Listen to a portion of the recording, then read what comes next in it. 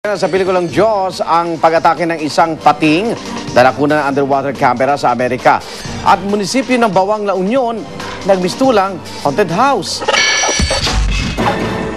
Kuhang-kuha sa video ang shark attack na naranasan ng isang scuba diver sa Eastport, Maine sa Amerika. Sinunggaban kasi ng isang pating ang mismong kamerang hawak ng diver na si Scott McNichol.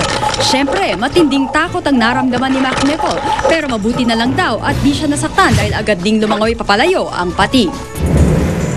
Kasabay naman ang paparating na araw ng mga patay ang paggunita sa ika-200 taong anibersaryo ng Independence Day sa Mexico. Kaya daan-daang tao ang dumalaw sa magkahalong museo at sementeryo sa bayan ng San Fernando. Tampok dito ang mga altar na itinayo bilang pag-alala sa mga bayani ng revolusyon sa Mexico.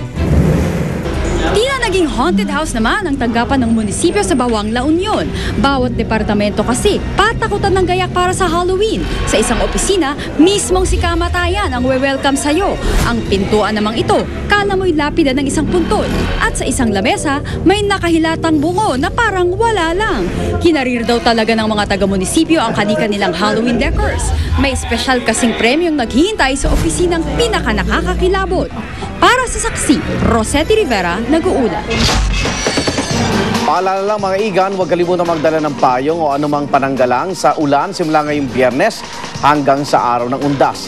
Ay sa Pag-asa, magiging maulap na may kasamang pag-ulan ang lagay ng panahon sa Metro Manila at sa iba pang bahagi ng bansa. Yan ay kahit na patuloy na lumalayo sa Pilipinas ang bagyong Katring. Paliwanag ng Pag-asa, ang mga pag-ulan ay dulot ng Intertropical Convergence Zone na nakaapekto sa Southern Luzon, Visayas at Mindanao. Susunod na po ang rescue. At yan ang mga pangyayaring tinutukan ninyong nag-iisang liga ng katotohanan. Hatid namin ay balitang walang kinikilingan, walang pinoprotektahan, walang kasinungalingan, serbisyong totoo po lamang. Mga igan, 57 araw na lang, Pasko na. At sa ngalan ng aking partner na si Vicky Morales, ako naman Arnold Glavio. Hanggang bukas, sama-sama tayo magiging saksi.